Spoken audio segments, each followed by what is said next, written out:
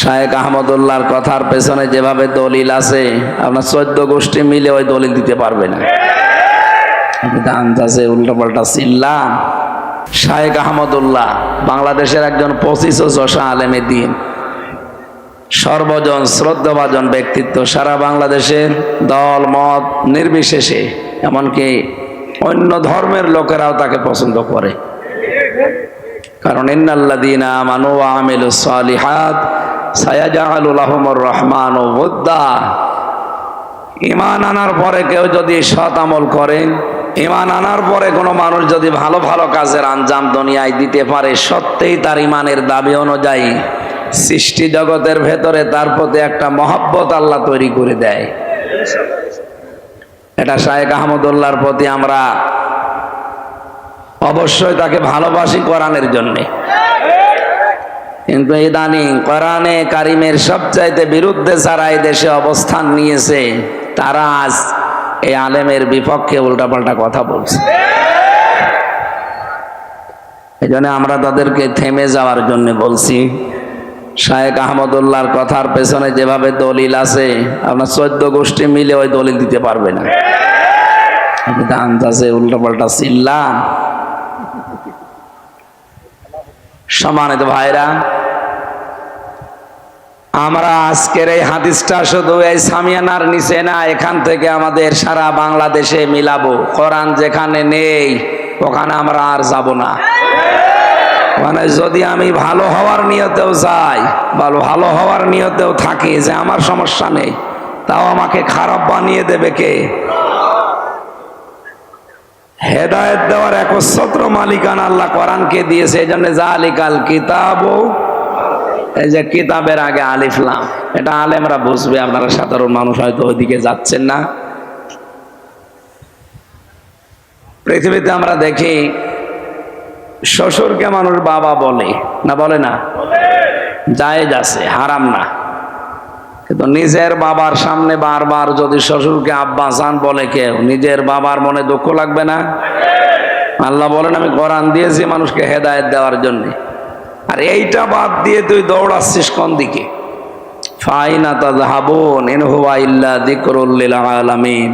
কোথায় দৌড়াও? এ কোরআন বিশ্ববাসীর জন্য একটা উপদেশ। এটা কি? এই উপদেশ শোনার জন্য আজ আমরা এসেছি, দল মত নির্বিশেষে। এটা কোনো রাজনৈতিক মঞ্চ না, এটা কোরআনের মঞ্চ। এখান থেকে হেদায়েতমূলক কথাগুলো নিয়ে আমাদের প্র্যাকটিক্যাল লাইফে মিলাবো ইনশাআল্লাহ। বিশ্বনবী জানিয়েছেন, ইন্নাল্লাযী লাইসা ফি জাওফিহি শাইউম মিনাল কুরআনি কাল বাইতিল খরিব। যে মানুষের অন্তরে কোরআন নেই, কোরআনের আলো নেই, ওটা মানুষের হৃদয় না, উজাড় গৃহ, শয়তানের ঘর।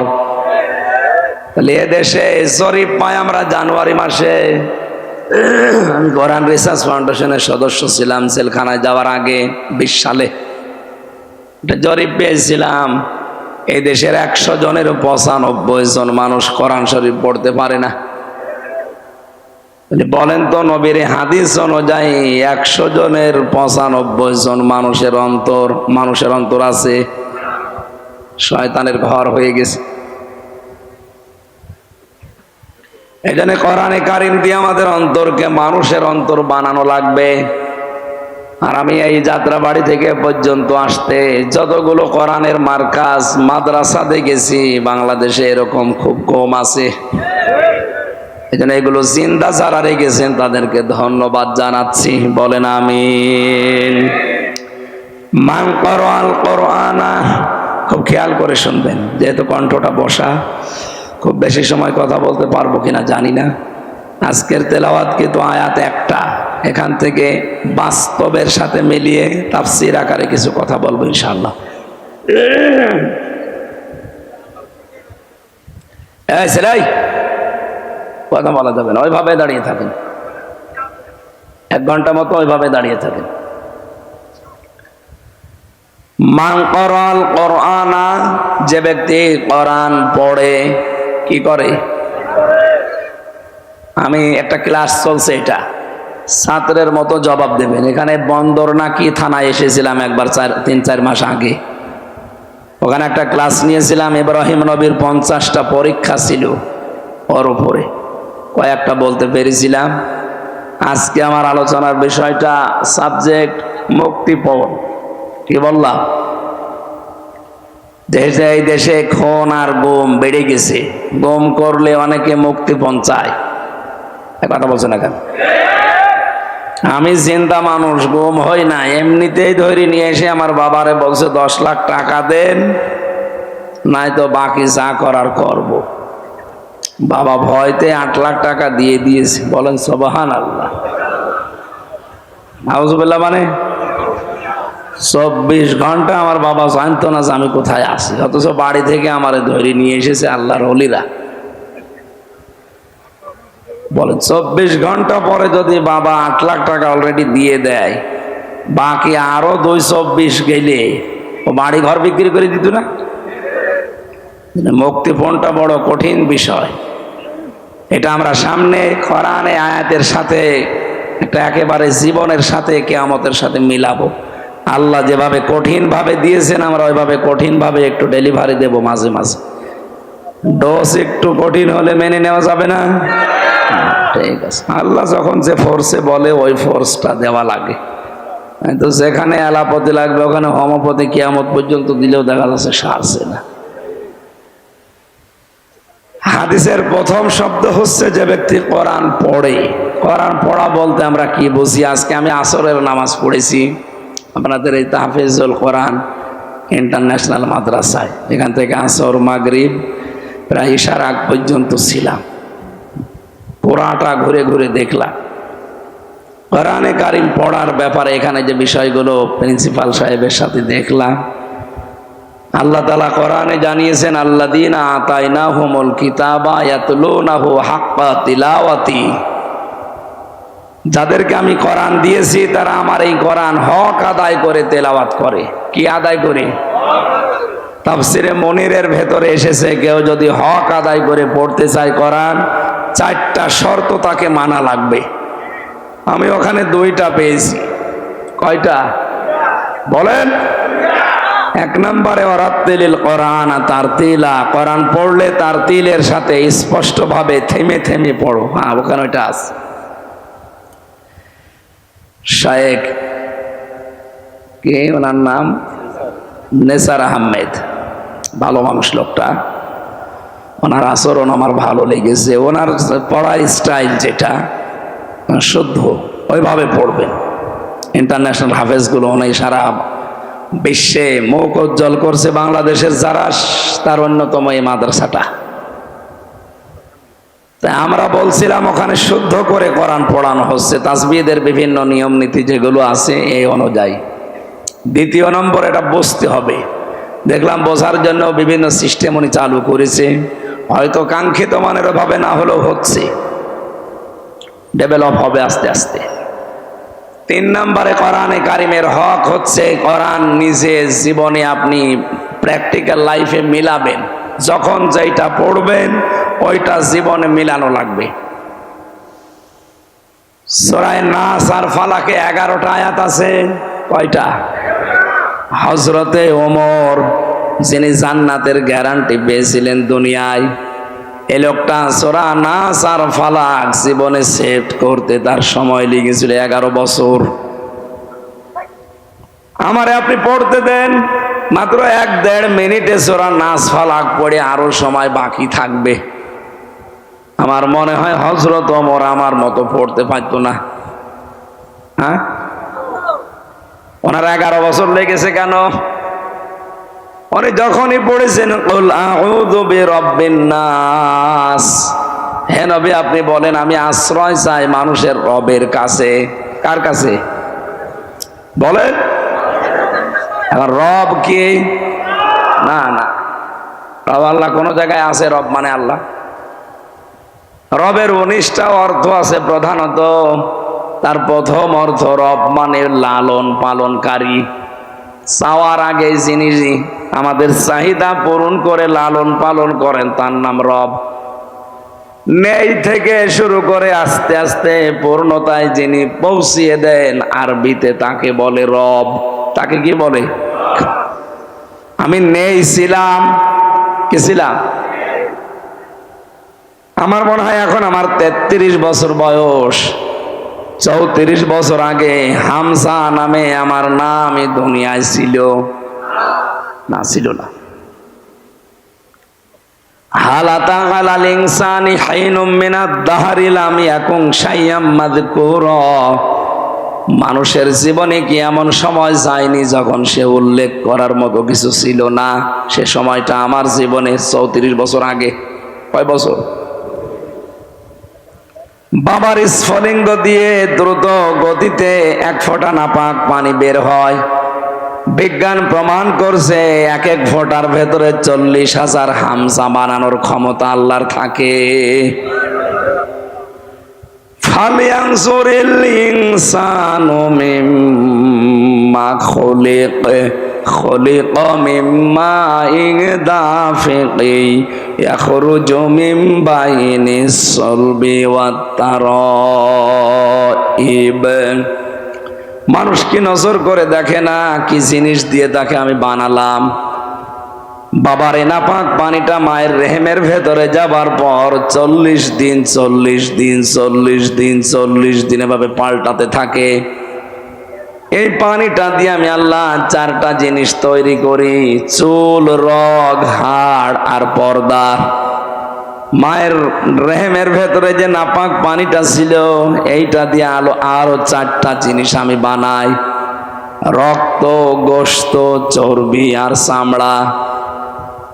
4 4 8টা জিনিস যখন এক হয়, বিজ্ঞান এখন প্রমাণ করছে মানুষকে তৈরি করে পৃথিবীতে আনতে কমপক্ষে 13টা জিনিস লাগে। কয়টা? আপনার মার বাবা মিলে দিয়েছিল কয়টা? 8টা। বাকি আছে? বলেন বলেন।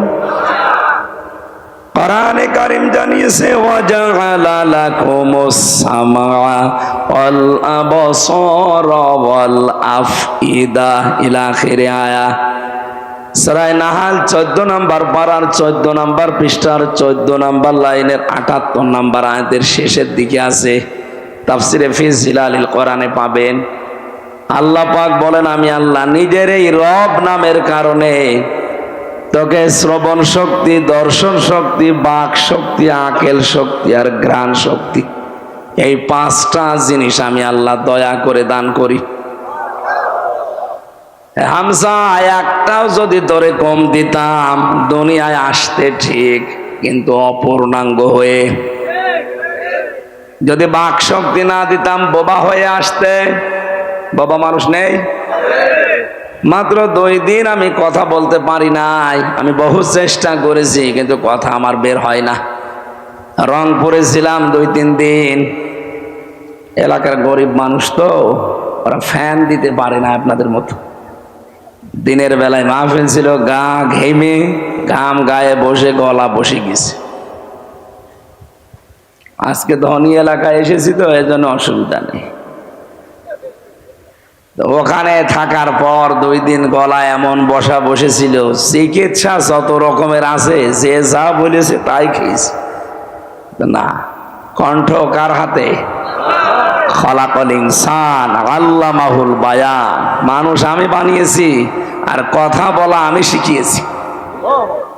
বিজ্ঞান এখন জানিয়েছে যে কয়েক ইঞ্চি জায়গা গলার ভেতরে, এক একটা কথা তৈরি হতে 27টা ধাক্কা লাগার পর একটা কথা তৈরি হয়। আর কোরআন আর হাদিস জানিয়েছে প্রত্যেকটি জায়গায় এক একজন করে ফেরেশতা বসে আছে। এই স্তরে স্তরে ফেরেশতারা এর কাছ থেকে ওর কাছে, ওর কাছ থেকে ওর কাছে নিয়ে নিয়ে 27 নাম্বার স্তরে দেওয়ার পর একটা কথা তৈরি হয়ে এই মুখ দিয়ে বের হচ্ছে। আল্লাহ মনে হয় ফেরেশতাদেরকে বলেছিল, হামজাকে এই দায়িত্ব পালন করার দরকার নেই, তোরা একটু রেস্টে থাক। আমার যে কি অবস্থা ছিল এই 2 দিনে। বাংলাদেশ থেকে বিদেশ থেকে যত মোবাইল এসেছে সারাদিনে এরে দিয়ে ধরিয়েছি। আর রাতের বেলা বের হয় না যতটুকু না পারলে না, এইভাবে কথা বলতো। গতকালকের মাহফিলটা বন্ধ করে দিয়েছিলাম, হয়নি, কণ্ঠে পারেনি। এর আগের দিন টাঙ্গাইলে খুব কষ্ট করে ঘন্টাখানি কথা বলেছিলাম, আর আজকে একটু হালকা হালকা বের হচ্ছে। আল্লাহ যদি বাক শক্তিটা না দিত 2 দিনে আমার যা মনে হচ্ছে কি হয়তো আপনি টের পাচ্ছেন না। তাই দর্শন শক্তি আল্লাহ দিয়েছেন দয়া করে। এই পাশের জেলা কুমিল্লা 17 সালে একটা মাহফিলে আমি খাবার খাচ্ছিলাম এক অন্ধের পাশে বসে, হঠাৎ বিদ্যুৎ চলে গেল। আমরা চেল্লা পাল্লা করছি, লোকটা আমার হাত চেপে ধরে বলছে, হুজুর মাত্র 2 মিনিট কারেন্ট চলে গেছে, আপনারা চিল্লাচ্ছেন, অথচ আজ 40 বছর আমার জীবনে কারেন্ট নেই। কই আমি তো চিল্লালাম না, আমি ছোটবেলায় দেখতে পেতাম। এরপরে একটা অসুখ হওয়ার পরে আমি অসুস্থ হয়ে আমার চোখ 2টাই হারিয়েছি। এই 40টা বছর আমি দুনিয়া কি কিছুই জানি না, দিন রাত আমার কাছে সমান মনে হয়। ওই দিন আমার আরেকটা তথ্য দিয়েছিল, হুজুর চোখ যাদের আছে তারা তো দেখে দিনের বেলায়, ঘুমিয়ে থাকলে তারা স্বপ্নে দেখে।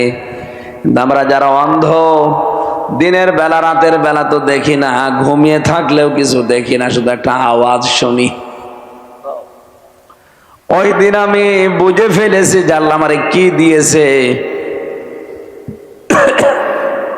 রমজানে আমি ওমরা হজে ছিলাম, একটা ভিডিও দেখাচ্ছিল, ওখানে মাত্র 11 বছর বয়সের একটা কোরআনের হাফেজ অন্ধ, বিচারক জিজ্ঞাসা করছে, তুমি তো এতগুলো দেশের ভেতরে ফার্স্ট হয়েছো, এত সুন্দর তেলাওয়াত, কিন্তু তোমার চোখ নেই, তোমার আফসোস লাগে না? আল্লাহর প্রতি তোমার কোনো অভিযোগ নেই?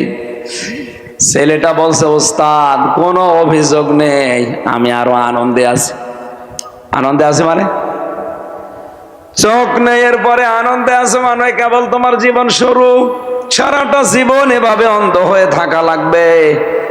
একটা বারের জন্য আল্লাহর প্রতি কোনো অভিযোগ অনুযোগ তোমার আসে না যে আল্লাহ তুমি আমার চোখ দিলি না কেন? আমি তো খারাপ কাজে বের হয়েছি না?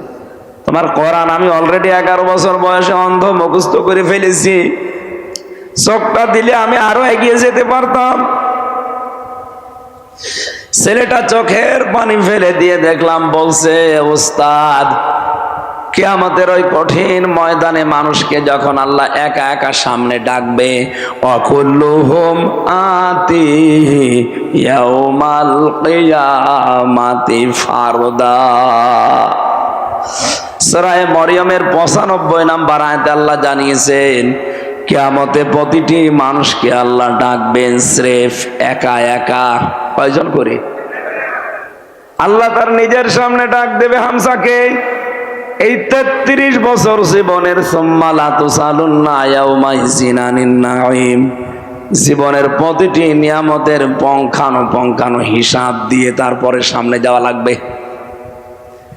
ছেলেটা বলে, বিচারপতি বা বিচারক ওস্তাদ, আল্লাহ যদি আমাকে কিয়ামতে ডাক দিয়ে বলে, আব্দুর রহমান তোর পা থেকে মাথা পর্যন্ত একটা একটা করে নিয়ামতের জবাব দে, পা থেকে শুরু করে মাথা পর্যন্ত আসতে যখন চোখ পর্যন্ত আসবে, আল্লাহকে অন্তত ডাক দিয়ে বলা যাবে, রব্বুল আলামিন তুমি তো আমাকে চোখ দাওনি, দুনিয়া কি আমি কিছুই জানি না, মায়ের পেট থেকে আমি অন্ধ, এই ওসিলা হলো আজকে তুমি আমার চোখের দিকে তাকিয়ে মাফ করে দাও।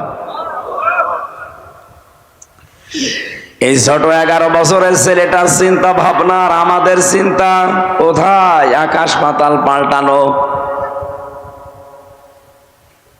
কোরআনে কারিমের সূরা নাহলের এই 78 নম্বর আয়াতের তাফসীর পড়ার পর আমি দেখেছি আল্লাহ পাক নিজের পক্ষ থেকে যে 5টা জিনিস রব নামের কারণে আমাকে দান করেছেন, একটাও যদি কম দিত কিয়ামত পর্যন্ত আমি অপূর্ণাঙ্গই থেকে যেতাম। কবরে যাওয়ার পরও মানুষ বলতো এটা কানার কবর, বলেন এটা ন্যাংড়ার কবর।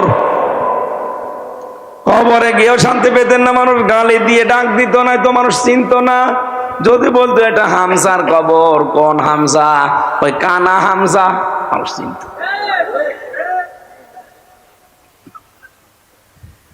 এই ৮, ৫, ১৩টা জিনিস যখন এক হয়, ফেরেশতারা তখন বলে রব্বুল আলামিন এর কি বানাবো এবার বলেন, এর আকৃতি কি দেব?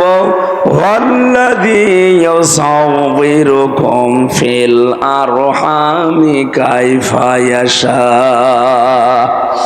তিনি সে আল্লাহ যিনি মায়ের পেটের ভেতরে তোমাদের আকৃতি তৈরি করেন। বানাবে না মেয়ে বানাবে সিদ্ধান্ত দেয় হামজা। কে বলেন বলেন? সুতরাং ছেলে হোক মেয়ে হোক আপনারও হাত নেই, বড় হাত নেই, হাত কার?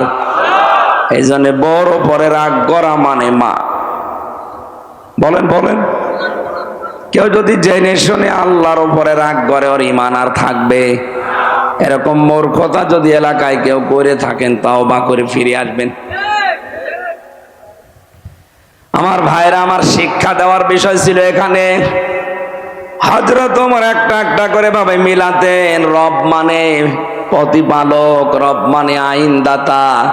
আমার ৩.৫ হাত বডির ভেতরে দেখি তো আল্লাহর আইন চলে কিনা, আমার পরিবারে আল্লাহর আইন আছে কিনা, আমার রাষ্ট্রে আল্লাহর আইন আছে কিনা, এগুলো মিলিয়ে মিলিয়ে ১৯টা যখন পুরা মিলাতে পারতেন তখন বলতেন মালিকিন নাস।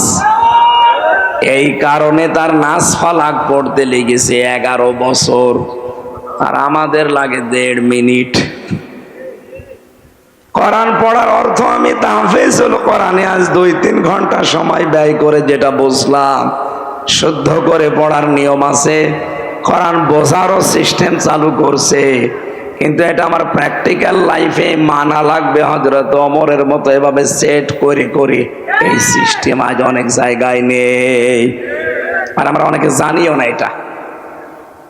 বসে বসে উনি তেলাওয়াত করছে সকালবেলা ফজরের পর, ওয়ালা ইয়াহুদ্দু আলা তাআমিল মিসকিন। আল্লাহ পাক বলেন মিসকিনকে যারা খাবার দেয় না, খাবার দেওয়ার জন্য উৎসাহ দেয় না মানুষকে, এই মানুষগুলো আর যাই করুক কিয়ামতে বিশ্বাস করে না। অথচ উনি পড়ছিল, তেলাওয়াত করছিল, আর আইতাল্লাযী ইউকাযযিবু বিদ্দিন। হে নবী, আপনি কি দেখেছেন ওই মানুষগুলো যারা কিয়ামত বিশ্বাস করে না? নবীজি বলেন কই, আমার কাছে যারা আসে এরা তো সবই মনে হয় কিয়ামতে বিশ্বাসী।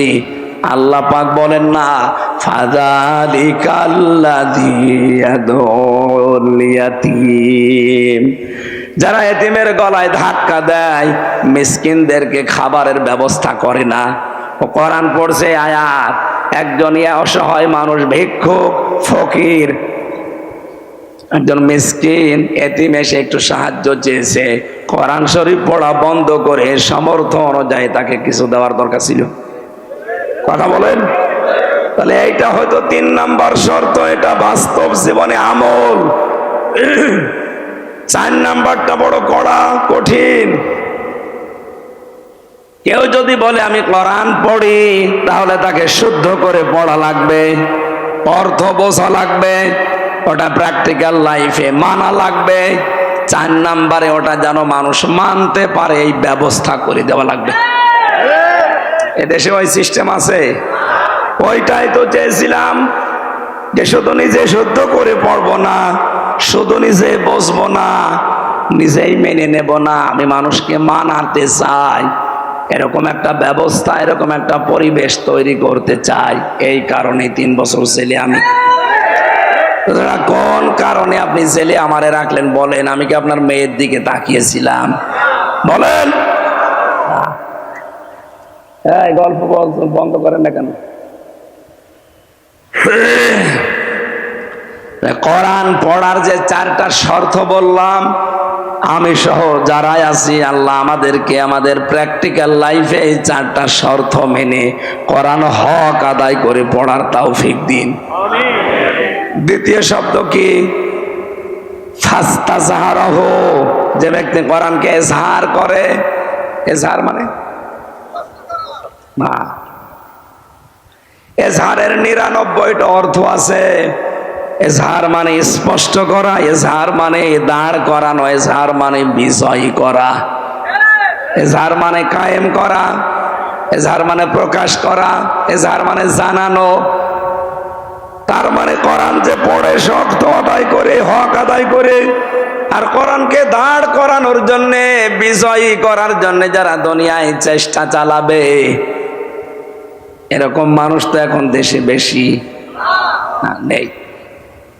আর এই কথা বললে অনেকে রাজনীতি মনে করে মন খারাপ করে। কোরআন বিজয়ী করা লাগবে, কোরআন কায়েম করা লাগবে, প্রতিষ্ঠিত করা লাগবে। কথা শোনার পরে যদি কারো কাছে রাজনীতি মনে হয়, এটাই রাজনীতি। যদি কারো মন খারাপ হয়, কসম করে বলছি ওর পেছনের আমল আল্লাহ সব নষ্ট করে দিয়েছে। এটা তো আমি বানিয়ে বললাম। সূরা মুহাম্মদ 9 নম্বর আয়াত, যালিকা বিআন্নাহুম কারিহু মা আনজালাল্লাহু ফাআহবাতা আমালাহুম। আল্লাহ কোরআনে যা নাযিল করেছেন মানে না এমন না। যদি কেউ কোনো বিধান শোনার পরে মন খারাপ করে, সঙ্গে সঙ্গে ফাআহবাতা আমালাহুম, ওর পেছনের সব ভালো কাজ আল্লাহ নষ্ট করে দেয়। এই আয়াত অনুযায়ী আমি এই চোখ দিয়ে দেখতে পাচ্ছি বাংলাদেশের 100 জনের 85 জন মানুষের আমল নষ্ট হয়ে গেছে। 85 জন বললাম কেন না জানি, আমি আবার ওর ভেতরে আছি কিনা আল্লাহ জানে। কোরআনের কথা মেনে নেওয়া স্বতঃস্ফূর্ত ভাবে তো দূরের কথা, কেউ যদি শুধু মন খারাপ করে, তো মানা যায়? আপনার পেছনের সব কাজ আল্লাহ ধ্বংস করে দিয়েছে। এই হিসাবে বলেন তো এ দেশে এরকম মানুষ নেই কেন? কোরআন এজাহার করার জন্য বললেন, বলেন। এর পরের যে 2টা শব্দ খুব গুরুত্বপূর্ণ। এখানে যারা বিভিন্ন মাদ্রাসায় হাদিস পড়ায়, মুহাদ্দিস, জিজ্ঞাসা করেন মাঝখানে নবীজি ফা দিয়েছেন। ফা অক্ষরটা আরবি গ্রামার অনুযায়ী বালাগাত মান থেকে 13টা অর্থে ব্যবহার হয়। কয়টা? আগের এই 2টা শব্দ যদি কেউ মেনে নিতে পারে, পরের যে এই সমস্ত বিষয়গুলো আসবে অবশ্যই আল্লাহ তার জীবনী কার্যকর করবেই। শব্দের দিকে আমি খেয়াল করার জন্য বলছি আলেমদের। প্রথম ছিল যে ব্যক্তি কোরআন পড়ে, পড়ার হক কয়টা? বলেন বলেন, আরো জোরে বলেন। কালকে কেউ এভাবে ক্লাস নিলে বলতে পারবেন কোরআন পড়ার হক কয়টা? এই 4টা হক আদায় করে যারা পড়ে, এরপরে কোরআনকে এজাহার করার জন্য যারা চেষ্টা চালায়, কোরআনকে বিজয়ী করার জন্য দুনিয়ায় যারা সর্বাত্মক চেষ্টা চালায়, কায়েম করে দেখানো ফরজ না, চেষ্টা করা ফরজ। তাহলে ফাহাল্লা হালালাহু ওয়া হারামা হারামাহু, এর ভেতরে বর্ণিত হালালকে হালাল আর হারামকে হারাম জানার পরে ছেড়ে দেয়। কেন আল্লাহর নবী ফা দিয়ে আবার শুরু করলেন? কারণ কোরআন যদি বিজয়ী থাকে ওই সমাজে হালালকে হালাল জেনে মেনে নেওয়া সহজ হয়। কোরআন যদি বিজয়ী থাকে হারামকে হারাম জানার পরে ছেড়ে দেওয়া সহজ হয়। কোরআন যে দেশে বিজয়ী নেই, যে সমাজে বিজয়ী নেই, ওখানে হালালকে হালাল জানার পরও আপনি মানতে পারবেন না। এরকম জায়গা নেই, নাম ধরা লাগবে। হারামকে হারাম জানার পরও আপনি ছাড়তে পারবেন না। কি কথা বলেন না কেন? এই জন্যই নবীজি জানিয়েছেন কোরআন যারা পড়ে আর এজাহার করার জন্য চেষ্টা চালায়, তখন এর হালালকে হালাল হারামকে হারাম জানার পরেও ছেড়ে দিতে পারবে। কি হবে জানো? আদখালাহুল্লাহুল জান্নাহ, আল্লাহ নিজে দায়িত্ব নিয়ে তাকে জান্নাতে দিবে। না দিয়েছে না? আপনি আলেন না? এখানে কি সমস্যা আপনাদের? আমি কিন্তু পরে একটা ঘুরে জিজ্ঞাসা করব কি বললাম। এখানে নড়াচড়া একটু বেশি হচ্ছে, আপনি না শুনতে মনে চায় ঘুমিয়ে থাকে। বলেন আদখালাহুল্লাহুল জান্নাহ, আল্লাহ তাকে জান্নাতে দেবে না দিয়েছে? আলেমকে বলছি, আল্লাহ জান্নাতে দিয়েছে না দেবে? ফাজেল পাস, ফাজেল মানে ফজিলত, তার মানে আর মাদ্রাসা লাইনের ডিগ্রি পাস করেছি। কি বললো যে আল্লাহ তাকে জান্নাতে দিয়ে দিয়েছে, অথচ আমরা এখনো মরি নাই। না মরলে আল্লাহ জান্নাতে দিল কি করে? তার মানে এর ভেতরে অবশ্যই কিছু লুকিয়ে আছে। ওইটা বের করার জন্যই তো তাফসীর মাহফিলে আসা লাগে। কি আছে লুকিয়ে? নবীজি হাদিসের টিকায় আমি পড়েছি, আসলে কণ্ঠটা সাপোর্ট করছে না, গলা হয়ে গেছে সে রওশনের স্বাদের মতো, এইভাবে হয়। ওনাদের এলাকায় গিয়েছিলাম তো, ওই যে বসে গেছে, আর হচ্ছে না, শামীম ওসমানের মতো হওয়া লাগবে।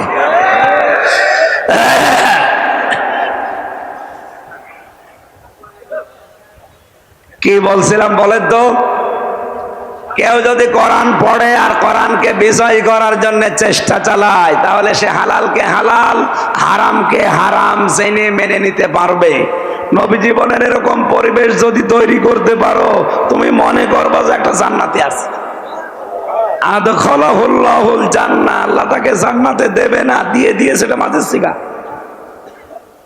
সুতরাং এরকম পরিবেশ যদি আমরা তৈরি করতে পারি, সত্যিই বিশ্বাস করেন একটা মিনি জান্নাতে দেশ তৈরি হয়ে যাবে। সেটাকে মনে করতে পারছি। আজ দাড়িওয়ালা এরকম 10টা মানুষকে আপনি দাওয়াত দিয়ে ঘরে খাওয়াবেন, ওদিকে 10 জন থানায় খবর দেবে, ওখানে গোপন মিটিং চলছে, কি জান্নাতে আসি। এই জন্য আদখালাহুল্লাহুল জান্নাহ মিলছে না। আরো বিভিন্ন কিরামান কাতিবিন বিভিন্ন জায়গায় বসে আছে, তো এই জন্য আমি আর নিচে নামতে পারলাম না। আমি আজকে এমনি কোর্টে হাজিরা দিয়ে আসলাম। বিচারক যেভাবে তাকাচ্ছিল, না জানে আজকে আবার যদি আটকিয়ে দিত, তাফসীর করা আকাশে জল খেত। থাক, আমি নিচে নামছি না, আমি তেল তালা ওয়াজ করছি। ঠিক আছে? অবশ্য ঠিক, ঠিক আছে, আপনি রাজি থাকলে আমার অসুবিধা নেই।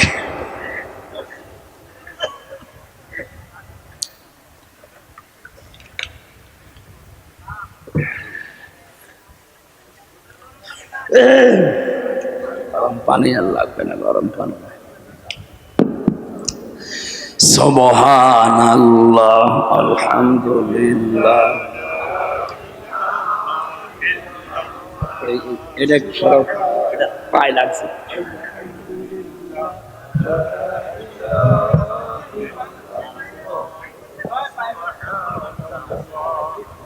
কোরআনটা পড়বে, কোরআনটা পড়বে, এখানে থাকে।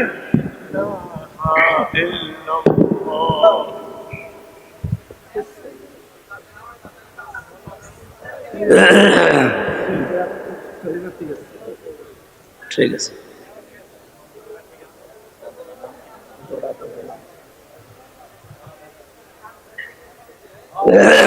সুবহানাল্লাহ, আলহামদুলিল্লাহ, লা ইলাহা ইল্লাল্লাহ, সুবহানাল্লাহ, আলহামদুলিল্লাহ, লা ইলাহা ইল্লাল্লাহ, লা ইলাহা ইল্লাল্লাহ, মুহাম্মাদুর রাসূলুল্লাহ।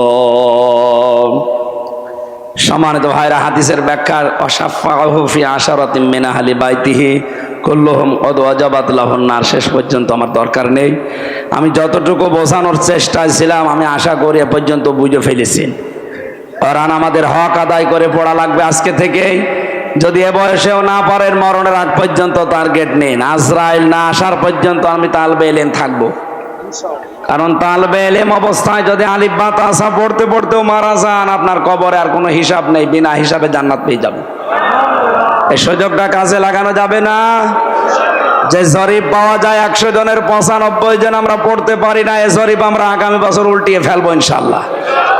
ওরা উল্টিয়ে 100 জনের 100 জনই আমরা জেনে জেনে কোরআন পড়তে পারি।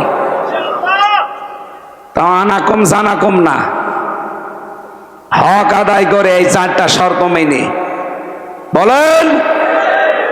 তাহলে যে যতটুকু পড়বে শুদ্ধ করে বুঝবে, নিজে আমল করবে আর মানুষের কাছে পৌঁছাবে, এই দেশে কোরআনে কারিম প্রচারে আর কেউ বাধা দেওয়ার সাহস করবে না।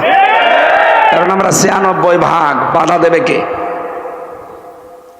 2 নম্বরে যেখানে আসি ওই জায়গা থেকে কোরআন যেন প্রকাশ হয়, প্রচার হয়, এজাহার হয়, দাঁড় হয়, কায়েম হয়, বিজয় হয়। চেষ্টা চালিয়ে যাব, বাকি ফল আল্লাহর হাতে। কারণ এই কোরআনের মালিক আমি না, এই জমিনের মালিকও আমি না। এই কোরআনের মালিকও আল্লাহ, জমিনের মালিকও আল্লাহ। আমরা শুধু কামলা, শ্রম দিয়ে যাব, শেষে বেতন পাবো। আল্লাহ এই বেতনটা যেন আমাদের জান্নাত, এটা দান করেন। তাহলে মিনি জান্নাতে দুনিয়া থেকে আমরা দেখে যেতে পারবো ইনশাআল্লাহ। দরুদ আর সালাম পাঠ করে কোরআনে কারিমের একটা আয়াত পড়েছি মাত্র, সূরা মাআরিজ থেকে 11 নম্বর আয়াত। আমার আলোচনার বিষয় আজকে মুক্তিপণ। কি বললাম? এত কঠিন বিষয় এটা। দুনিয়ার হিসাবে তো আছেই, মরণের পরে আল্লাহ একটা বিষয় সাজিয়েছেন। আল্লাহ রাব্বুল আলামিন বলেন, মানুষের মরণের পরে আমি ময়দানে মাহশারে এমন কঠিন অবস্থা বানাবো, কিয়ামতের ওই ময়দানটা 50 আলফা সানা মিম্মা তাউদ্দুন। দুনিয়া 1 2 করে যেভাবে গণনা করো, মরণের পরে এক একটা দিন শুরু হবে কিয়ামতে 50,000 বছরের মতো লম্বা। এ বিশাল জীবন, এক একটা দিন। বিজ্ঞানী আয়াত নিয়ে প্রমাণ করতে চেয়েছে, কেউ যদি দুনিয়াতে 100 বছর হায়াত পায়, মরণের পরে যে জীবন শুরু হচ্ছে, ওই জীবনে এক একটা দিনের তুলনায় মানুষ যেন মাত্র 2.5 সেকেন্ড বেশি থাকে। কত? আমি 33 বছর এখন বয়সে, ওই হিসাবে আমি মাত্র 1 মিনিট হায়াত পেয়েছি মরণের পরের জীবনের তুলনায়। হ্যাঁ, কথা বলেন না কেন? 2.5 সেকেন্ড যেখানে, তাহলে 33 আরো 33, এই হিসাবে আমি মাত্র 1 মিনিট কয়েক সেকেন্ড হায়াত পেয়েছি দুনিয়ায়। এর ভেতরে কত স্বপ্ন অলরেডি আমি দেখে ফেলেছি, আরো দেখতেছি। আমি যদি কোরআনের আয়াত সত্যি বিশ্বাস করে থাকতাম, বাস্তবে বলেন তো 2.5 সেকেন্ডের জন্য যা করছি, 2.5 মিনিটের জন্য আমি যা করছি, 100 বছরের হায়াতে কোটি কোটি মিনিট পড়ে আছে আমার সামনে। ওর জন্য কি করা দরকার? আল্লাহ বলেন, প্রতিটি মানুষের সামনে দিন কিন্তু আমি রেখে দিয়েছি। যুবক মানুষ বৃদ্ধ হয়ে যাবে ওই দৃশ্য দেখলে। মেয়েদের লজ্জা স্থান আর লাগবে না, পেট ফেটে সন্তান বের হয়ে পড়ে যাবে। দুধের বাচ্চার কথা পর্যন্ত মা ভুলে যাবে, মনে রাখতে পারবে না। ওয়ালা ইয়াসালু হামিমুন হামিমা। বন্ধু বন্ধুর কোনো কথা মনে রাখবে না, মনে রাখার মতো হবে না। কেন? ইউবাসসিরুনাহুম, তাদেরকে যদিও মুখোমুখি করা হবে, দেখানো হবে যে এটা তোর সেই বন্ধু। কয়েকদিন আগে আমি দিনাজপুর গিয়েছিলাম। বিশ্ববিদ্যালয়ে থাকাকালীন এক বন্ধু ছিল, মাওলানা মাহফুজুর রহমান। ওরা আমি জেলে যাওয়ার আগেও দেখি নাই কয়েক বছর, এরপরে তো 3 বছর আর এই কয়েক মাস, প্রায় 5-6 বছর কেটে গেছে। ও শুনেছে কিভাবে আমি দিনাজপুরে ঢুকেছি, খবর দিল নাম্বার নিয়ে। পরে দেখার পরে বললাম আজকে সময় নেই, যাই অন্যদিন আসবো। ও আমাকে দেখার পরে যে আচরণ করেছে, আমার তো এই আয়াতটা মনে পড়েছে, কিয়ামতে আল্লাহ কঠিন অবস্থায় এই মাহফুজ আমারে বলবে, হামজা আমি তোমারে চিনি না। ইয়াওয়াদুল মুজরিমু লাউ ইফতাদি মিন আযাবি ইয়াউমিযিন বিবানি। কিয়ামতের ওই ময়দান থেকে পরিত্রাণ পাওয়ার জন্য আমি আল্লাহকে কথাও বলবো, আল্লাহ এই যে 7 বছর পরে যার সাথে দেখা হয়েছিল, এখন তো একটা নজর ওর থেকে আলাদা করতে মনে চাচ্ছে না। এই মাহফুজকে আমি মুক্তিপণ হিসাবে দিয়ে দিলাম জান। অন্তরঙ্গ এত বড় বন্ধুকে পর্যন্ত মানুষ মুক্তিপণ দিতে চাইবে। বিবানি, নিজের সন্তান পর্যন্ত। আল্লাহ সন্তানের নাম দিলেন কেন? এই পৃথিবীতে আমরা বন্যা দেখেছি, জলোচ্ছ্বাস দেখেছি। বন্যার সময় অনেক মা পর্যন্ত নিজে ভাসতে ভাসতে মারা গেছে, নিজের 2 বছরের ছেলে আর মেয়েকে বুকের ওপরে রেখে ভাসিয়ে রেখেছে। তার মানে নিজের জীবনের তুলনায় সন্তানকে ভালোবাসে এরকম মা দুনিয়ায় আছে? বলেন। আমার ওই ছোট মেয়েটা ফারিহা জান্নাত, ওর আমি ছেলে যাওয়ার 1 বছর রেখে গিয়েছিলাম, এখন ওর বয়স 4 বছর। এখনো আমারে ভালো চেনে না, কিন্তু ওর প্রতি আমার যে ভালোবাসায় 3 বছরের জন্মিয়েছে। এই যে কোরআন শরীফ আমার সামনে, বাস্তব কথা বলছি। আজ প্রধানমন্ত্রী শেখ হাসিনা যদি আমারে বলে দেশ তোমার নামে লিখে দিলাম, ফারিহাকে জবাই করো, আমার দ্বারা সম্ভব না, সত্যি বলছি। অথচ আল্লাহ ফারিহার নামটাই দিয়েছেন আগে বেবানি। কিয়ামতে এই ফারিহাকে হামজা বলবে, আল্লাহ এরেও দিয়ে দিলাম, আমারে মুক্তি দাও। নারায়ণগঞ্জবাসী, বিষয়টা বলতে আমি যত সহজে বলছি, এটা প্র্যাকটিক্যালে কি অত সহজ? বলেন। আপনি বাস্তবে ওই সম্মুখীন হন তো দেখি। ইব্রাহিম আলাইহিস সালাম হয়েছিলেন 80 বছর বয়সের সন্তান হওয়ার পরেও 13 বছর খোঁজ খবর নেননি। 13 বছর পরে যে বলছে, আল্লাহ আমাকে পাঠিয়েছে তোমাকে জবাই করার জন্য।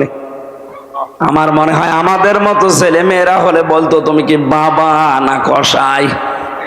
ভণ্ডামি করতে এসেছো, জন্মের পরে আর খবর নাওনি, এই মরুভূমিতে রেখে গেছো, 13 বছর পরে এখন এসেছো বাবার দাবি নিয়ে আবার জবাই করার জন্যে। তোমার মতো বাবা আমি মানি না। অথচ ইসমাইল নবী বলেছিলেন, বাবা হুকুমটা আল্লাহর, আমি আপনার আল্লাহর বিধান, আমার আল্লাহর বিধান মানতে ওই পরিমাণে রাজি আছি যে পরিমাণে আপনি রাজি আছেন।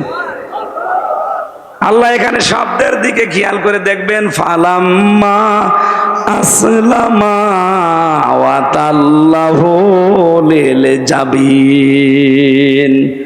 আল্লাহ পাক বলেন, দুইজনে যখন এগ্রি হয়ে গেছে, তখন আল্লাহর বিধান তারা মানতে সহজ হয়েছে। তাফসিরে ফি জিলালিল কোরআনে মুফাসসির বলেন, আসলামা আল্লাহ দিলেন কেন? তাসনিয়ার সিগা দিয়েছেন এই জন্য, ইসমাইল নবী যদি বলতেন আমি সবাই করব, আল্লাহর বিধান আমি মানব, ইসমাইল নবী যদি বলতেন না আমি এটা হতে দেব না, আমার জীবন আমি দেব না, আল্লাহর বিধান মানা হতো? বলেন বলেন, পারতো না। আবার ইসমাইল যদি বলতেন হ্যাঁ আমি সবাই হব, আল্লাহর বিধানে আমি রাজি আছি, ইব্রাহিম নবী যদি বলতেন না আমার মায়া লাগে, 80 বছর বয়সে ধরে পেয়েছি আমি করব না জবাই, আল্লাহর বিধান পালন হতো। ও বাংলার মুসলমানেরা কেন এই আয়াত পড়েন, শিক্ষা নেন না? শুধু এই টুপিওয়ালা গুলো হেফাজত জামাত চরমনাই কি করবে দেশে, আর এদেরই দায় পড়েছে নাকি ইসলামে দেশে কায়েম করার। আপনি মুসলমান না? হ্যাঁ, কথা বলে না কেন? আপনার আগা কাটা নেই না? অনেকের কাটা নেই, এই যে এটার কাটা নেই, এই ওটো এর কাটা হয় না, এরকম কয়েকটা আছে, তাছাড়া বাকিদের সবই কাটা আছে। অন্তত আপনি টুপি তো মাথায় দিয়ে আছেন। এখন আমরা আজ যারা দেশের দায়িত্বে আছি, 1734 জন মানুষ, প্রধানমন্ত্রী শেখ হাসিনা থেকে শুরু করে আপনাদের এলাকার উপজেলা চেয়ারম্যান পর্যন্ত, এই মানুষগুলো যতদিন পর্যন্ত ইব্রাহিম আলাইহিস সালামের ভূমিকায় অবতীর্ণ না হবে, 16 কোটি জনগণ আমরা যারা, তারা যদি ইসমাইল নবীর ভূমিকায় এগিয়ে না আসি, কিয়ামতের আগে দেশে ইসলাম কায়েম হবে।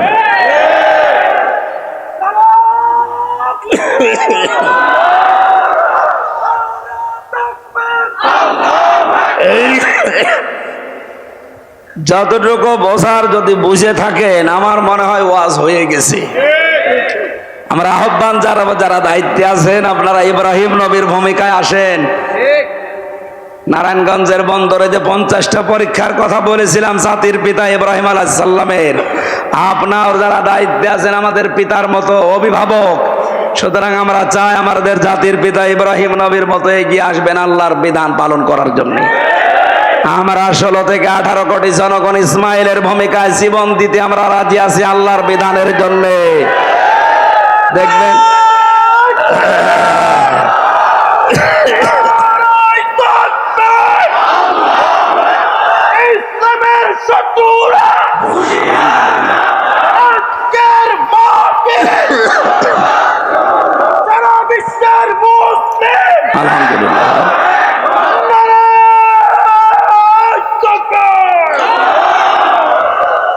ইসলামের শত্রু নেই এদেশে। 4 ভাগ অন্যান্য উল্টো লোক আছে, 96 ভাগ আমরা। সুতরাং আমাদের ওই চিন্তা নেই। ও শত্রুতা করেও কিছু করতে পারবে না। বহু চেষ্টা চালাচ্ছে, এখনো পর্যন্ত ষড়যন্ত্র বন্ধ নেই। বিভিন্ন রকমের সূক্ষ্ম ষড়যন্ত্র চলছে। না, আপনি পারবেন না। আপনাকে আমি কোরআন সামনে নিয়ে, আল্লাহর দিকে তাকিয়ে, বিশাল জনসমুদ্র সামনে নিয়ে গ্যারান্টি দিচ্ছি, এদেশে এখনো যারা ষড়যন্ত্রে আছেন থামেন, পারবেন না।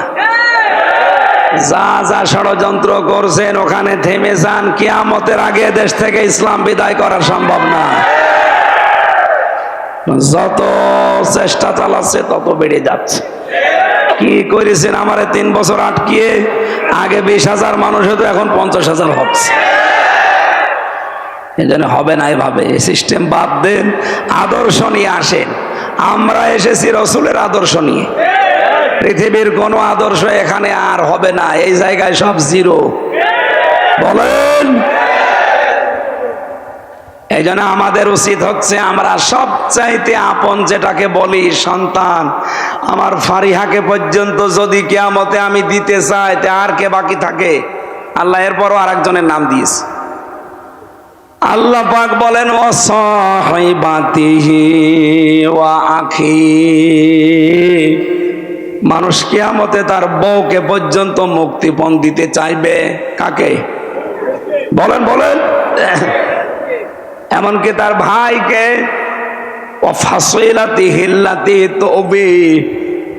তার জ্ঞাতি গোষ্ঠী, তার দলের লোক যারা তাকে আশ্রয় দিত, বিভিন্ন জায়গায় আকাম কোকাম হন্ডামি করে আসলে এলাকায় যারা তারে আশ্রয় দিত, তারা পর্যন্ত বলবে, আল্লাহ এগুলো নিয়ে নাও। অমাং ফিল আরদি জামিআ, পৃথিবীর যত সম্পদের মালিক সে ছিল, স্থায়ী অস্থায়ী সব আল্লাহর কাছে বিনিময় হিসাবে বলবে, এগুলো নাও।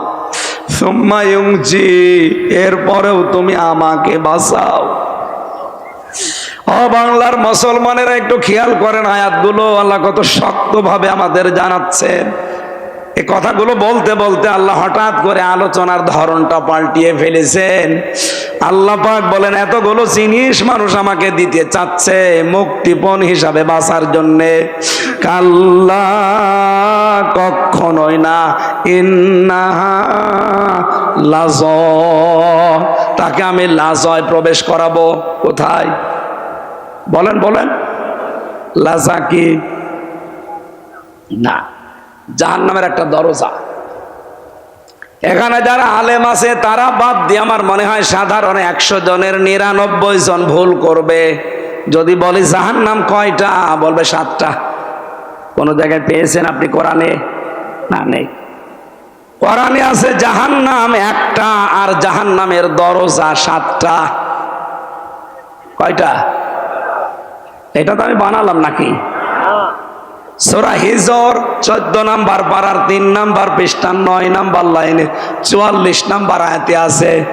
আল্লাহ পাক বলেন, জাহান্নাম একটা, লাহা সাবাতু আবওয়াব, এর দরজা 7টা। লিকুল্লি বাবিম মিনহুম জুজউম মাকসুম। দুনিয়াতে যে যে ধরনের অপরাধ করবে, কিয়ামতে আল্লাহ তাকে ওই দরজা দিয়ে প্রবেশ করিয়ে শাস্তি দেবে। আজ নারায়ণগঞ্জের মানুষকে বোঝাতে চাই, আমরা কোন ধরনের অপরাধ করছি আর কোন দরজা দিয়ে প্রবেশ করার উপযুক্ত হচ্ছি। যদি এখন ওই 7টা দরজার যে কোনো দরজার সামনে থাকি, ওখান থেকে ফিরে জান্নাতের দরজা আছে কয়টা? না না, জান্নাতের দরজা 8টা। শুধু শুনেছেন, কোনোদিন পড়েছেন? পড়েননি। কোরআনে কারিমে আল্লাহ 100টা জান্নাতের স্তরের কথা দিয়েছেন। কয়টা? 100। ওই 100টা দরজা খোলা আছে, স্তর বানানো আছে। যে যেই দরজার সামনে দিয়ে যাওয়ার সৌভাগ্য অর্জন করতে পারবেন আজকের আলোচনা থেকে শেষ পর্যন্ত। আমরা বলছিলাম জাহান্নামে একটা দরজা 7টা। কারণ কি? প্রাইমারি একটা স্কুল, এখানে 1 থেকে 5 পর্যন্ত পড়ায়। স্কুল কয়টা? বলেন বলেন। ক্লাসরুম, দরজা সে যেই ক্লাসে পড়ে ওই দরজা দিয়ে সে প্রবেশ করে। আল্লাহ বলেন জাহান্নাম ওই একটা, দুনিয়ায় যে যে ধরনের অপরাধ করবে তার কেসেমে ওইটা জুটবে তার ভাগে। তাহলে আজকে আপনি মিলাবেন আপনি কোন অপরাধে আছেন আর কোন দরজা দিয়ে আল্লাহ আপনাকে প্রবেশ করাবে। তার প্রথম নম্বর দরজার নাম হচ্ছে ইলাজা। নাম কি বলেন বলেন? কি এটা? নাযাতাল লিশাওয়া। আল্লাহ বলেন দরজা দিয়ে প্রবেশ করানোর সঙ্গে সঙ্গে মানুষের চামড়া খসে যাবে। কথা শুনতে যত সহজ মনে হচ্ছে বিষয়টা অত সহজ। আমি রিমান্ডে ছিলাম 10 দিন, ওখানে আমাকে দেখেছি আমি তো মূল্য চুরির মামলা কিছুই জানি না, তাই 10 দিন। যারা অস্ত্র নিয়ে ধরা পড়েছে মার্ডার মামলার আসামি, এই মানুষগুলোকে যারা রিমান্ডে নিয়ে যায় তারা বলে যে মধু সোনা এ দুধ খাও, হ্যাঁ এই নখ তুলে নেয়। আমাকেও বিভিন্ন জিনিস দেখিয়েছিল কিন্তু আমার তোলে নাই, তা আমার সামনে অনেকে তুলেছে। জীবিত মানুষের যদি নখ তুলে নেয় বলেন তো, এরপর আবার এরপর লবণ ছিটিয়ে দেয়। নখ তুলে নেওয়ার পরে যদি লবণ ছিটায় জীবিত মানুষ, ও তো এমনি অজ্ঞান হয়ে যাওয়ার কথা। আর বাকি যে জায়গায় বিভিন্ন জিনিস দেওয়ার কথা অত তো বলাই যাচ্ছে না। এই যে এখানে যাওয়ার পরেও কিন্তু চামড়া খসে যায়নি। আমি একটা ঘরের ভেতরে 11 ঘন্টা দাঁড়িয়েছিলাম এক পায়ে, কিন্তু আমার কিছুই হয়নি। আমার কষ্ট হয়েছে, আমার চামড়া খসেছে। বলেন, আমার চোখ বাঁধা ছিল, হাত বাঁধা ছিল, আমার হাতে টাঙানো ছিল, অসুবিধা নেই, কিন্তু আমার চামড়া খসে নাই। আল্লাহ নাযাতাল লিশাওয়া দিয়েছে। এ ঘরে প্রবেশ করাতে সঙ্গে সঙ্গে চামড়া খসে চলে যাবে। তার মানে এমন এমন যন্ত্রপাতি সেট করা আছে, ঢুকলে চামড়া খসে যায়। এই জায়গাটা অত সহজ? বলেন কেন দেবে এখানে? কোরআনে কারীম জানাচ্ছে 2টা গুণ যাদের ভেতরে দুনিয়ায় পাওয়া যাবে, এই লাজা নামের দরজা তাদেরকে ডাকবে। নারায়ণগঞ্জের মানুষেরা মিলান তো আপনার ভেতরে আছে কিনা? তাদউ মান আদবার ওয়া তাওয়াল্লা। এই জাহান্নামে লাজার দরজা তাদেরকেই ডাকবে যারা সত্যকে সত্য জানার পরও মুখ ঘুরিয়ে চলে যায়। আর বাংলাদেশে এই চরিত্রের মানুষ বেশি। চোখে আঙ্গুল দিয়ে দেখিয়ে দেওয়া হয়, এর বড় মানতে চায় না। আমি কি নিচে নামবো না? মানে না, আমি আবার 3 বছর থাকি। তার মানে সত্যকে সত্য জানার পরও যারা মুখ ফিরিয়ে নেন, আপনি তো নিজে টের পাচ্ছেন আপনি নেচ্ছেন কিনা। আপনি জানেন যে এটা সত্য কথা, কিন্তু আপনার দলের লোক না, আপনার বাবার মুরিদ না, এই জন্য আপনি মানতে চান না। আপনি জানেন তাহিরি ভাই যা করছে এগুলো ঠিক না, তারপরও আপনি অন্ধভাবে ওগুলো মেনে নিচ্ছেন। আপনার বিবেকের ওপরে কি কুকুরে প্রসাব করেছে? কোন ইসলামে আছে ওই রকম নাচানাচি করা লাগবে? সত্যকে সত্য আঙ্গুল দিয়ে দেখিয়ে দেওয়া হচ্ছে, এরপরও মানতে চাই না। এই চরিত্র যাদের আছে, বিবেক যাদের কাজে লাগে না, এর দলিল পাবেন সূরা মুলকের 10 নম্বর আয়াত। ওয়াকালু লাউ কুন্না নাসমাউ আও নাকিলু মা কুন্না ফি আসহাবিস সাঈর। যারা জাহান্নামে যাবে তাদেরকে জিজ্ঞাসা করা হবে কেন আসলে? ওরা বলবে আমাদের আকল ছিল, বিবেক ছিল, আমরা কাজে লাগাইনি। আর আমরা শোনার পরও না শোনার ভান করেছিলাম। তার আপনি শোনার পরও সত্যকে সত্য জানার পরও যদি না মানেন, 2 নম্বরে কি?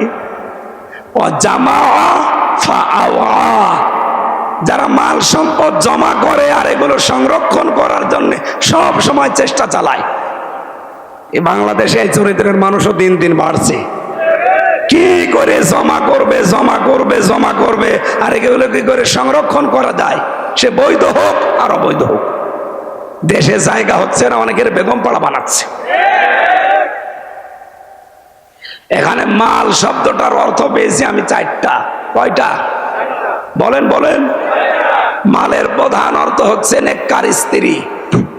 আর নেককার স্ত্রী বলা হয় ওইটাকে যে স্বামী বাইরে থেকে বাড়িতে আসলে স্বামীকে আনন্দ দেওয়ার জন্য যেভাবেই হোক স্বামীকে খুশি করে, সে সাজগোজ দিয়ে কথাবার্তা দিয়ে এমনকি কাতো কত দিয়ে হলো অসুবিধা নেই। সম্মানিত মা বোনেরা, স্বামী বাইরে থেকে আসলে যদি ওকে খুশি করার জন্য আপনি দাঁত বের করেন হাসতেছে, যেই কয়টা দাঁত বের হবে ওই কয়টা নফল নামাজের সওয়াব হবে। এবার সুবহানাল্লাহ জোরে বলার দরকার নেই, বাড়ি যেয়ে দেখবেন দাঁত কেলিয়ে পড়ে আছে, ও আর বন্ধ হচ্ছে না। কেন? হুজুর বলল যেই কয়টা দাঁত দেখবা ওই কয়টা নফল হজের সওয়াব, যা আছে সব বের করে দিলাম। না, আপনাকে স্বামী অনেক বড় জিনিস, খুশি করার চেষ্টা করবেন। এখানে প্রশ্ন আসতে পারে মা বোনদের, ওই যে দুইজন মহিলা দাঁড়িয়ে আছে, ওরা যদি বলে হুজুরে ওয়াজ থামান, ওই এমন জল্লাদের সাথে বিয়ে হয়েছে শাহজাহান জল্লাদ, ও জীবনে কোনোদিন একটু পাউডারও কিনে দেয় না, আমি মাখবো কি? এরকম জল্লাদ নেই দেশে। না, স্ত্রীর জন্য যদি সাজগোজের জন্য খরচ করেন, এটা আবার রেকর্ড করছে, এখনই ম্যাডাম শুনবে, লাইভ চলছে। আমার মনে হয় এই হাদিস না বলাই ভালো হবে। না, যদিও আমি এই ওমরা থেকে আসার সময় ওর মেকআপ বক্স দিয়ে এসেছি, সুতরাং আমার বলা অসুবিধা নেই। না, স্ত্রীর সাজগোজের জন্য কেউ যদি খরচ করে, যদি মাসে 2000 টাকা ওর পেছনে খরচ হয়, মনে করবেন এটা আল্লাহর রাস্তায় দান করলাম। সুবহানাল্লাহ বলছেন না কেন আমি জানি, কারণ এগুলো তো দেন না। বলে 22 বছর বিয়ে করেছে, 22 বছরে 2200 টাকাও সাজতে দেয়নি। লোকের বর সাজগোজ দেখে খুব আনন্দ পান। সম্মানিত মা বোনেরা, আজ বাংলাদেশে পরকীয়া প্রেম বাড়ার পেছনে, স্বামীগুলো অন্য জায়গায় লাইন করার পেছনে কারণ আপনি। আপনাকে আল্লাহ যা দিয়েছে, যার পেছনে ও ছোটে, ওকে আল্লাহ তাই দিয়েছে।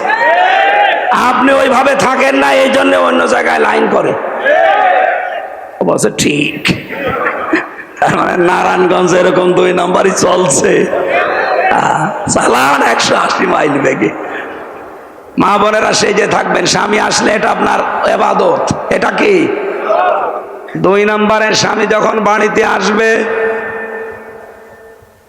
তার যে সম্পদ এবং তার সন্তান, এটা যেন ইসলামের পথে থাকে, এই চেষ্টা করবেন ও যখন বাইরে যাবে। 3 নম্বরে স্বামীর মন যেটা চায় ওটা যদি জায়েজ হয়, আবার বলছি, স্বামীর মন যেটা চায় ওটা যদি জায়েজ হয়, জীবন থাকতে মানা লাগবে। আমি সহ যত স্বামী এখানে বসে আছে, প্রত্যেকটা স্বামী চায় বিয়ের পরে আমার মা বাবা যেন আমার সাথে থাকে, কিন্তু 100 জনের 98টা বউ এটা চায় না। বলেন বলেন না, মেয়েরা আপনি নেককার হতে পারবেন না। কি করবেন দুনিয়ায় এত সম্পদ দিয়ে আর এত আরামে থেকে? কি করবেন? আপনার আখেরাত নষ্ট হয়ে যাচ্ছে। এই জন্য স্বামী যদি জায়েজ কোনো কাজ চায়, জীবন থাকতে ওইটা মেনে নেন, কষ্ট হোক।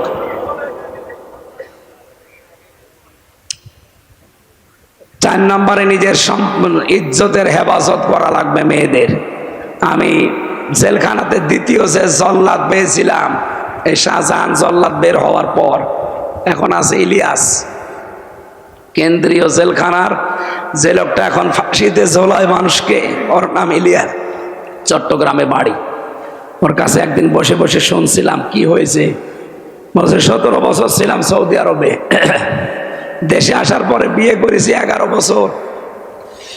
বিয়ে করার পরে শুধু বর সাথে আর মা আর বোনের সাথে মিল নেই, কিছু দিলেই খালি রাগ করে। এই বর আর মন পাই না। শেষ পর্যন্ত ও ছাতা মারার জন্য না একটা থাপ্পড় মেরেছি, মানে এমন একটা জায়গায় লেগেছে ও ছাতা মারা গেছে। এখন আমার এই যে যাবজ্জীবন জেল, ফাঁসি ছিল, এখন আমার 30 বছর জেল। এই একটা মানুষকে ফাঁসি দিলে আমি 4 মাস জেল থেকে মুক্তি পাই। সেই হিসাবে যদি 20টা ফাঁসি দিতে পারি আর 15-20 বছর যদি জেল খাটতে পারি, তাহলে বাকিগুলো মাফ হয়ে যাবে। বলেন, ওর যদি এখনো 22 বছর জেল খাটা লাগে আর ওদিকে 17 বছর, ওর জীবনে আছে কি? অথচ খুব বড় কাজ করে জীবনটা শেষ করলো এই স্বামী স্ত্রীর দ্বন্দ্ব নিয়ে।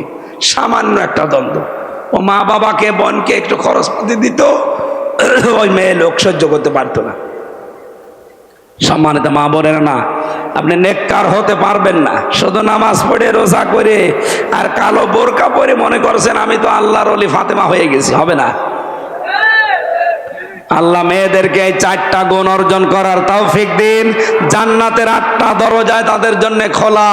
নবীজি কিয়ামতে বলবে যা আছে জান্নাত দিয়ে পারিস চলে যা। আল্লাহ মেয়েদেরকে 4টা গুণ অর্জন করে নেককার স্ত্রী, পৃথিবীর শ্রেষ্ঠ সম্পদ মাল, এটা হওয়ার তৌফিক দিন। 2 নম্বর, মাল মানে ক্ষমতার চেয়ার। 3 নম্বরে মাল মানে অস্ত্র শস্ত্র। 4 নম্বরে মাল মানে সম্পদাদি। এই 4টা বিষয় যারা জমা করছেন এই মনে করবেন যে এগুলো আমার পরীক্ষার বস্তু, এগুলো একটাও আমার হাতে থাকার বিষয় না, এগুলো আমি জমা করে সংরক্ষণ করার বিষয় না, এগুলো সব আমার আখিরাত কামাই করার মাধ্যম। আল্লাহ আমাদেরকে তৌফিক দিন, বলেন আমিন। স্ত্রীর সাথে ভালো ব্যবহার করব আমি এই কারণে, কারণ এর দ্বারা আমার যেন আখিরাত তৈরি হয়। কথা বুঝতেছেন?